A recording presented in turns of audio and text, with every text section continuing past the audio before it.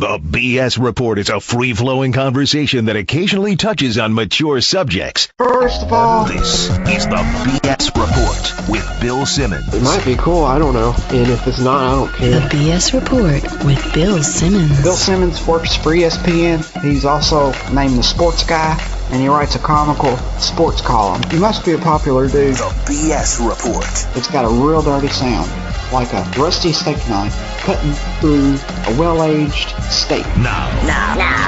Here's Bill Simmons. Welcome to the BS Report special with Magic Johnson. We just watched your documentary, The Announcement, and tell me what was it like to relive 21 years later, I guess, that time of your life.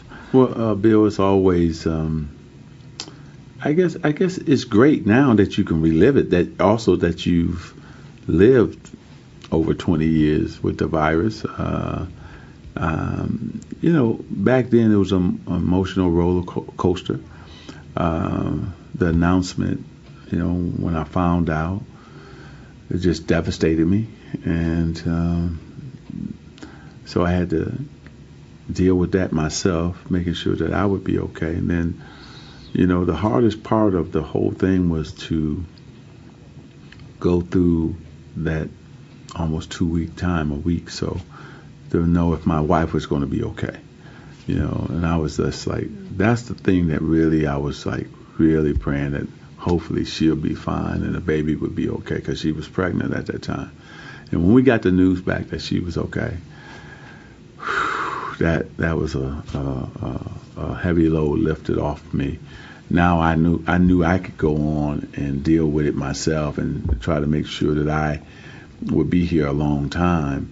And then, not understanding who cared for you in terms of who was going to be supporting you, who was not going to speak to you. And I think the other tough thing was when some of the players came out, they didn't want to play against me and they thought they would get HIV. I think that was really tough too. Yeah. So it was no question, it was some tough times. But at the end of the day, I'm here. I thought it was important to come public and tell everybody about my status. And I'm glad because I was able to help a lot of people. But, to relive it, it's always tough seeing yourself on the screen. That's the toughest thing. But, hey, I've been here, I've been blessed, and that's all that matters. You had to deal with it as a public figure and a private figure, which I think watching that documentary made me think, like, I'm just thinking of you as, oh crap, he can't play anymore, he's got to deal with that. Right. And meanwhile you have this whole other thing going on with your wife and figuring out if your baby's healthy, all that stuff. Right. You said that was about 10, 11 days. At that same time, you were kind of, nobody knew where you were. And they were saying you had flu-like symptoms right. and all this stuff. You're back in practice. Right. At what point did you feel like people were starting to think, wait a second, something weird's going on here? Mm-hmm. Or did you ever feel that way? I never felt that people felt something weird was going on. During that time, we were trying to find out and make a decision, what was I going to do? First, was I going to go public with it? Second, was I going to retire? And so I had to make two really big decisions, And so once I knew I probably should retire, then I had to decide whether to come public or not. And Cookie and I discussed it. But Elizabeth Glazier really, who was dying of AIDS at that time, really was a person who helped me to, first of all, deal with my new status of having HIV. Second, to help me understand how important my role would be in the HIV and AIDS fight. And then she said, you know what, Urban, you got to go public. So it was really her educating me about the HIV and AIDS fight and getting me to understand that I could become the face of it and really help save a lot of people's lives if I went public. And then she helped Cookie really settle her down to say, hey, Urban's going to be here a long time. And when she told Cookie that, I think that really helped her because in the beginning she didn't want to go public. Yeah. She didn't know how people were going to treat me and respond. So once Elizabeth talked to her, then it was okay, and that's why we came public. Looking back, though, I mean, can you imagine if you had tried to keep that a secret for 6-9 months? I mean, wouldn't you have been living in fear every day that, you know, it was going to get outed basically by some anonymous source or whatever? Yeah, and also too, I've never lived in fear. I Right. don't know. That's not me. It's not my makeup. I've always faced every challenge that's ever, been put in front of me. And so I'm happy because coming out public, then I can just deal with whatever. Even if people didn't want to touch me, hug me, high five me anymore, I could deal with that. But trying to hide it would be probably tougher than actually going public. Yeah. And, you know, I look back at how I dealt with things at the time. I had really no idea there was any real difference between HIV and AIDS. Mm-hmm. I don't even, you know, I know HIV was a term that was used. Right. But I think for a lot of people, and I probably include myself, there was a general ignorance about, you know, what it was. Is it the same thing? Right. Oh, Magic has HIV. That means he's going to die. Mm-hmm. And, you know, I remember thinking, he's got 2 years left, 3. Now, 20 years later, you're sitting here. What did you think you had left? Bill, you were thinking like everybody else. I bet you 90% of America and the world was thinking the same way. Because you at that time you didn't really separate the two. It was just AIDS. Yep. And so I didn't know, you know, because I asked them, is somebody, another athlete who you know of, who I can look at him or her to see what happened, and they said no. So I couldn't go with that. So I was just going to do everything Dr. Ho and told me to do, and I was going to take my meds. I was going to work out, have a positive attitude about it, the things that he told me to do, and but I never thought I was going to die. Well, because, I mean, you were one of the all-time competitors. Yeah. I must say, you must hear, like, you might have 3 years. I'd be like, all right, I'll show you. Exactly. You go in that mindset, right? Well, that was me. That was my mindset that when they told me I wouldn't be able to play point guard in college and in high school, when they told me I couldn't do it in the NBA, I've always had a challenge in my life. So this was just another challenge. But the difference is life and death, where then it was just a basketball game. Or proving something in sports. But I never really thought I was going to die. I think that I felt good. I was making sure that I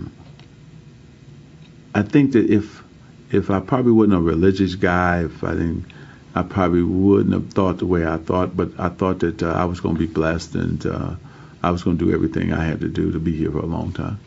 And the part that I think is fascinating is, so you get this contract, 25 years, $25 million, I think in 1981. Right? Well, it was right after that. Yeah, right after your rookie. Right. So the only reason you even had this physical was because that contract went from making you, you know, the most highly paid guy in the game to now you're woefully underpaid and they have to rectify this. Right. And they give you this contract. You get the thing. I mean, when you think about it, what a divine twist of intervention there. Yeah, well, I think that, again, the man above was looking out for me, and then I'm glad we had the physical because early detection actually saved my life. Yeah. How much longer do you think you could have lived with that without knowing before it would have just blown out into something worse? Nobody knows. There's no timetable, but you knew that you got to probably about a year to 10 years, to 8 years, you know. But there's no timetable. But I'm just happy it all worked out this way because now I could get on a regimen, taking my meds, making sure that I'm doing everything I'm supposed to do. And that's why we urge people to go get tested, because early detection could actually save your life, just like it saved my life. Right. And with the basketball thing, you go from... You're playing every day, I guess, from what age? Like 6, 7? Yeah, 7, 5, 6. through college, NBA, 12 years. All of a sudden, it's shut off. That's it. Yeah. You can't play. I mean, just from your structure of your life, that must have been the most jolting thing of all, right? Yeah, Bill. It was actually worse than finding out I had HIV, because you're giving up the game that you love. You were at the height of my career. Yeah. I love being the point guard and being the point guard for the LA Lakers. You also had the Jordan thing. Jordan had ascended to the top. Yeah. He'd won the finals from you. Right. Now you spend the whole summer thinking you're going to get revenge on him. Yeah, I was looking forward to, seeing Michael again a few more times, and also too, it's just the love of the game, man. I even today, I love NBA, I love basketball, and all of a sudden, it's gone. I can't do it anymore. Yeah. And I was depressed behind that. That took me a long years to get over, that I couldn't put on the purple and gold anymore, and I couldn't go out there and play the game that I love. And when I was coming to the Laker games, that even probably made it worse for me, because I was seeing myself out there again. And so that was the most difficult thing I had to deal with, Yeah. I thought taking the medicine and all that would be difficult, but actually once I got used to that was it took me a year to adjust to have to take meds. Yeah. That's the hardest thing. It's just reminding yourself you got to take it 3 times a day back then. But it was actually just watching those Lakers play without me, and what you miss the camaraderie of the guys. And then you miss that crowd reacting to the pass, the no-look pass. You miss running out there. And then you miss playing in a big, big game, especially in the playoffs. You miss that. And that was a great stretch for the league, too. I mean, 91, 92, 93, I think the league was as talented as it ever was. Yeah. And the 92, 93 seasons, which you missed, you came back a little bit. But right. That would have been really interesting to see how those teams played out. Yeah.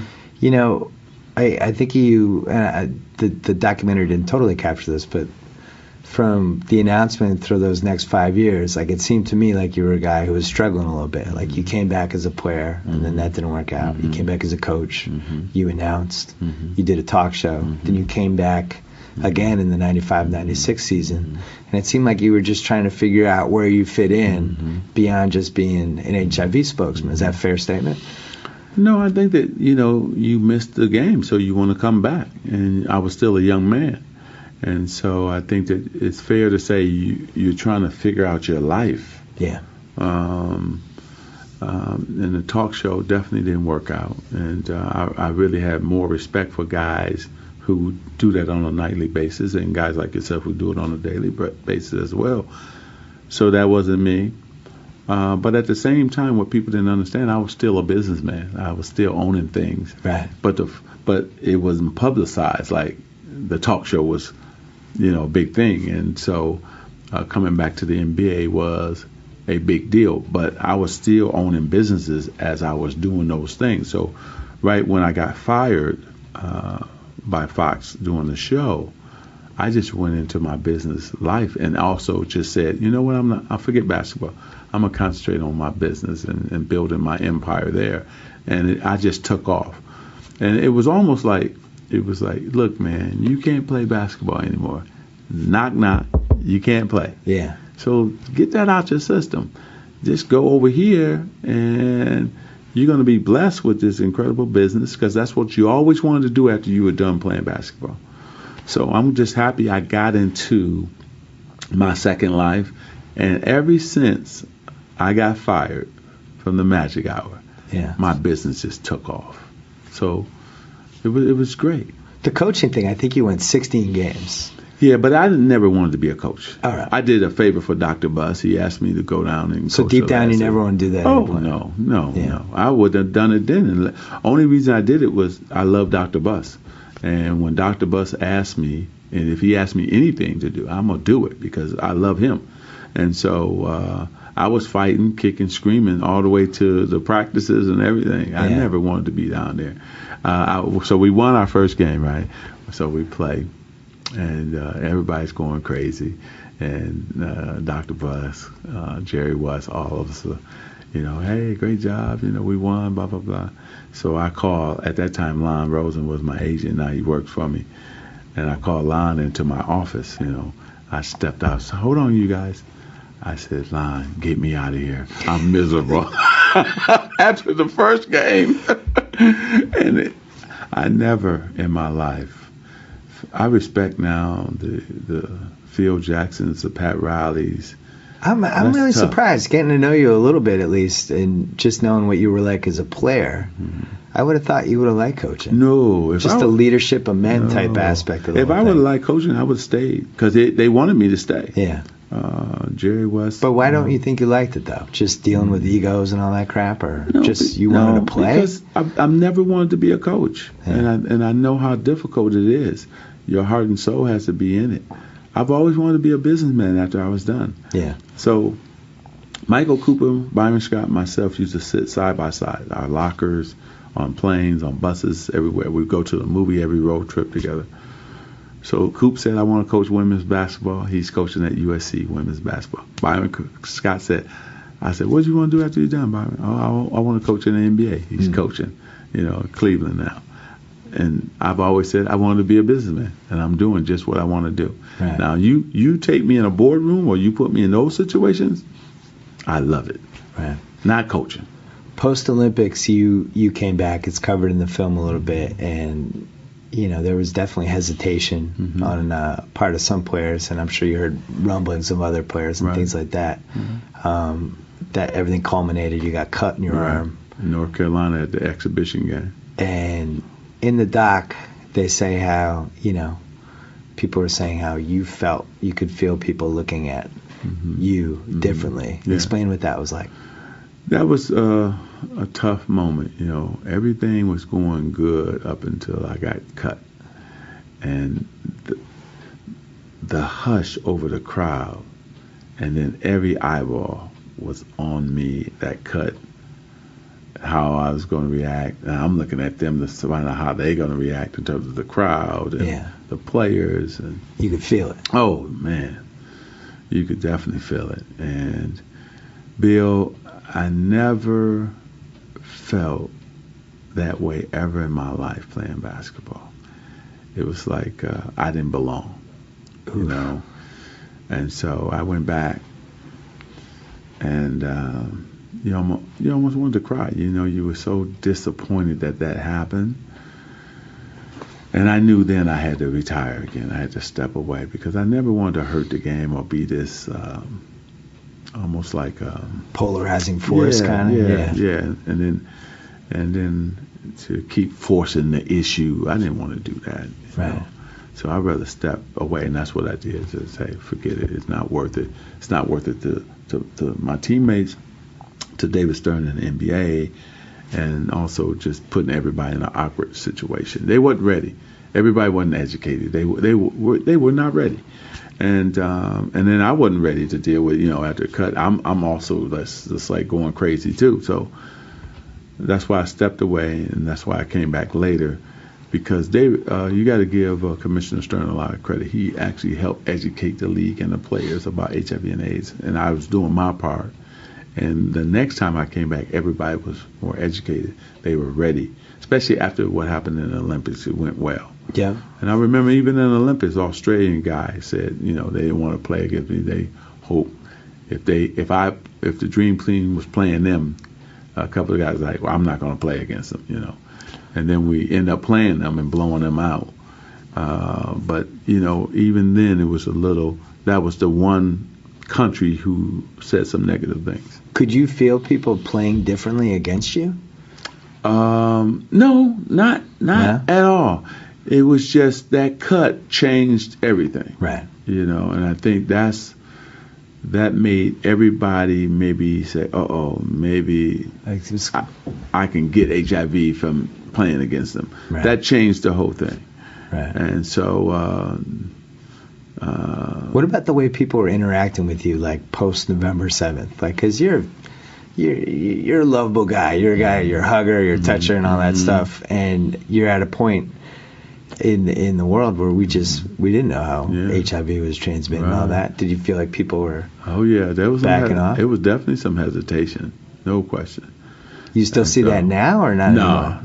No. Now it's just like, man, come give me a hug, come give me a kiss, give me a pound, give me a high five. Yeah. Back then you had to go, and people didn't know what quite to do.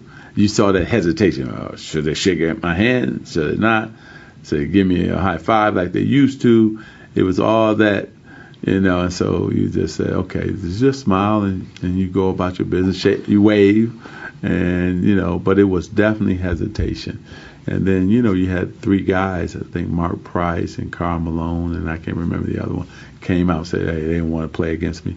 So that also put fear in, I think, some of the other players as well.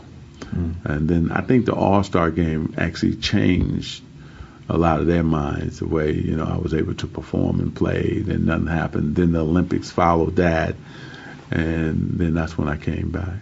If you had to do it over again, that 18 months or so after the announcement, what do you think are like the 2 biggest mistakes you made? Not continue to play. Oh, really? Coming out of the gate? Yep. I should have stayed with it. You mean stayed with it like that season? That season. Really? Yeah. Don't you think the same thing would have happened with the cut? I mean, you would just had that moment a year earlier. Should have stayed with it, though. Even if the cut came, then you just retire or do what I did, but I should have stayed with it. You really feel like people were ready at that point in time to deal with something that they still didn't understand? It still didn't matter. Even when I came back later on, they wasn't ready then, so you might as well should have just came out the gate and still played. So how do you see that going then? Maybe you take a month off and come back. So come back in December. Maybe so. I can't tell you how it went. I'm just saying what I know today versus what I didn't know then. Right. You might as well should have just played right away. But I think that I'm talking about for me. Yeah. Was it the right decision? What I did? Yes, it was the right decision not to play and go through all that. Right. But you're asking me today, 20-something years later. Knowing what you know now. Yeah, I see what you mean. Yeah, so you say, hey, you should have just tried it right out the gate.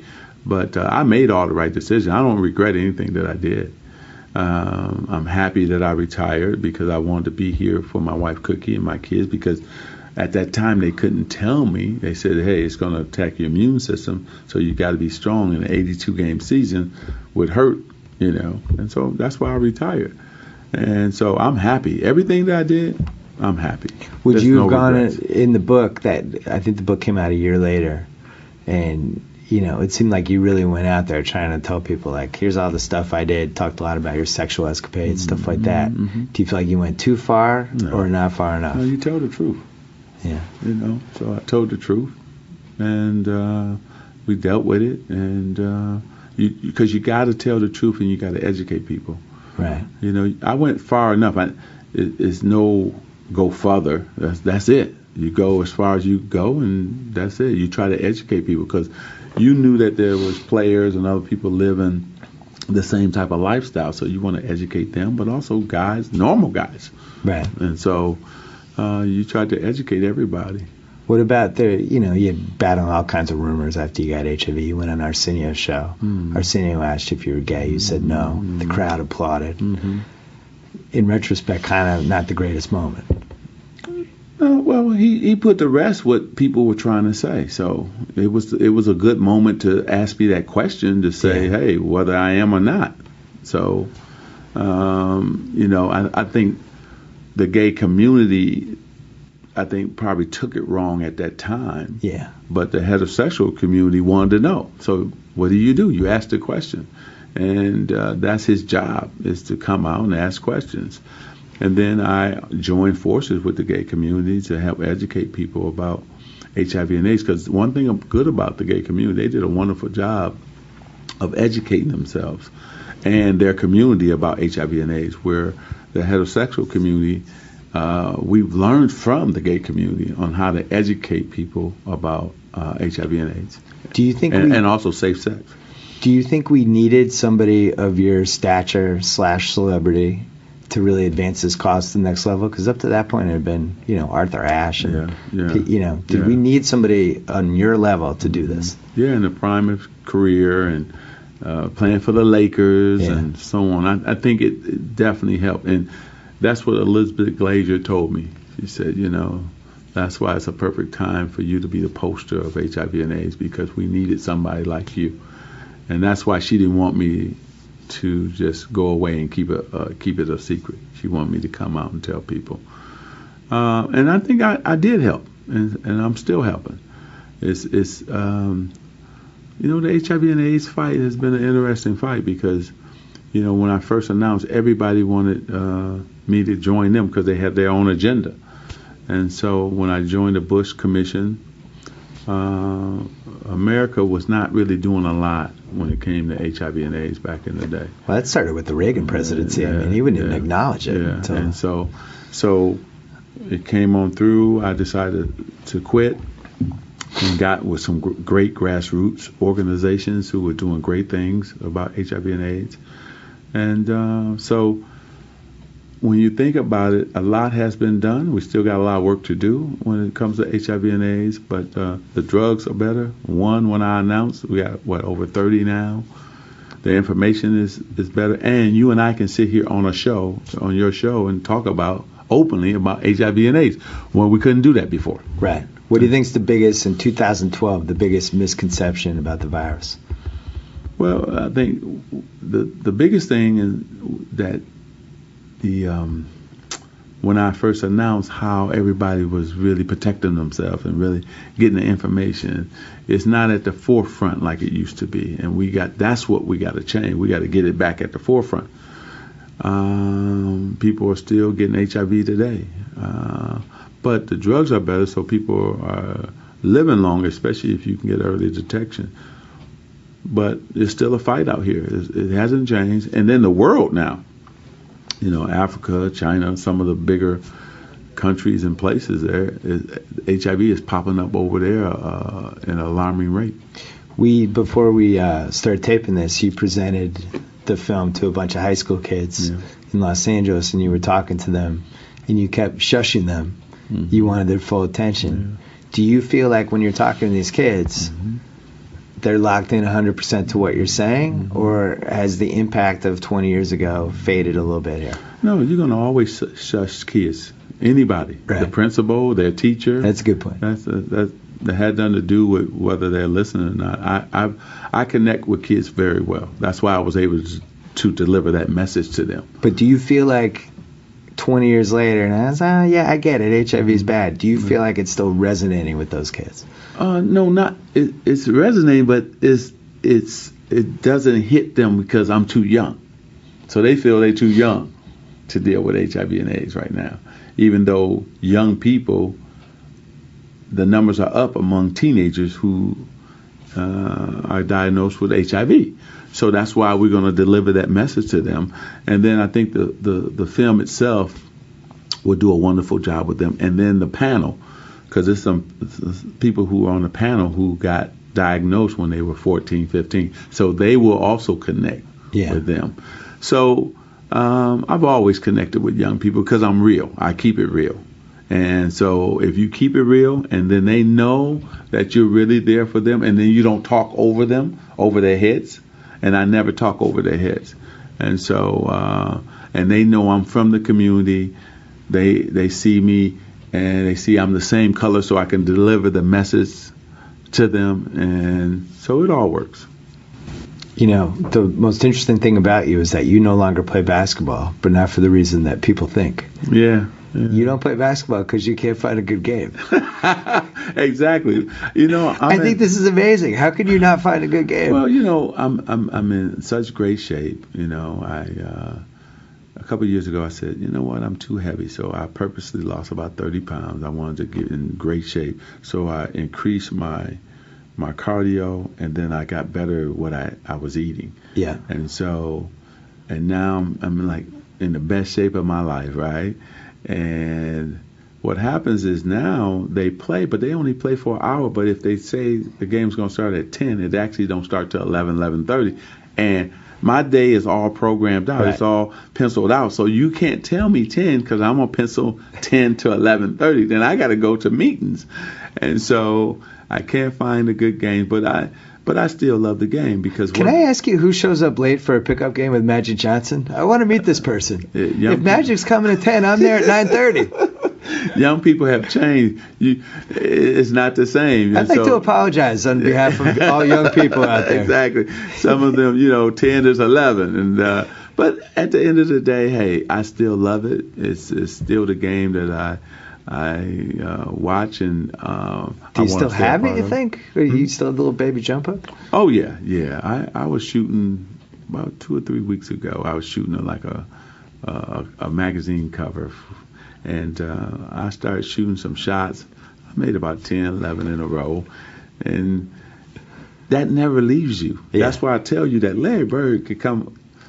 He still can shoot. That never leaves you. Michael Jordan could come and play right now, and not in the league I'm talking about, but if he was shooting or something, it would be unbelievable because that never leaves him. And passing and what I do would never leave me ever, because that's what I do. I think you should start a Legends League. No, somebody you guys betting your own money. Hey, somebody would get hurt. You know. I got a present for you. You have a present for me? Yeah, I got a present for you because I was tired of you being a Celtic fan, so I bought you your own 32. Look on the back. Look on the back. Sweet. Oh my God. Sweet. See, now you tell all your Celtic friends that you just crossed over to the Lakers, baby. That's for you. God. That's for you, my man. I don't know what I'm afraid to touch this. Yeah, well, you better touch it, and you better put it next to Larry Bird's jersey. I know you got probably McHale. My head's gonna explode. I can't even stare at this. You probably got Cousy, Russell. You probably got all the Celtics at your house. So now you got one Laker can go up in your house. You needed some color in your house. You needed some purple and gold, not that green and white stuff. This brings me back to 2010, the confetti falling on me after Game 7. Just wanted to be anywhere else on the planet. I forgot to ask you one thing, and then we're going. All right. Pat Riley worked you out. Mm-hmm. In New York. And did you ever think of becoming a Knick? Yes. You did? Yeah. 92, 93 Knicks. Yeah, we had been talking about it. You and Pat? Yeah, Pat and I. And actually, I talked to Dr. Buss, and Dr. Buss said, if you're coming back, you're going to come back a Laker. Yeah, no he didn't way. Like that. No, he didn't like that. There's no way I'm going to let you go to the Knicks. But Pat worked me out. Matter of fact, every time I saw Pat, he would work me out. Pat is one of my best friends in life. And I owe a lot to Pat because when I announced and retired that day, he had a great moment for me in New York. And the crowd and the people in New York really, said prayers for me, and a great moment. And I thank Pat for that. And then every time I came to New York, he worked me out.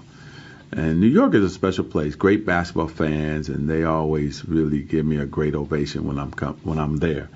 So Pat Riley is my man, And so it could have been Ewing, Starks, you. I think Doc Rivers was on that team. Yeah. Charles Smith. Yeah, and Knicks fans just grown to Charles Smith. I think Xavier McDaniel was on that team. Yeah, so that would have been great. And Pat was trying. He was working me. And now even today when he sees me, he looks, okay, let me see if you got any stomach on you, if you're in shape. Oh, to help the Heat. Pat Riley. Let's make some news. Magic's coming back. No. They need a point guard. We covered it earlier. He's 52 years old. I think he could still run the half court. And he's comfortable. Oh, I could pass it to a guy, but I couldn't get back on defense. I can't move left to right. And I'm happy with my life. Trust me. I'm happy being a husband, a father. I'm happy being a businessman. I'm happy to be the poster child of HIV and AIDS. But I don't want anything to change my life. My life has been great, And even going through this, I wouldn't have changed it. 20 years, 21 years later, I wouldn't change a thing. Reliving Magic Johnson, thanks for sharing your story with the documentary, and thanks for being on the BS Report. Oh, thank you for having me, man. And remember, the purple and gold, you got to put me up in your house. Never.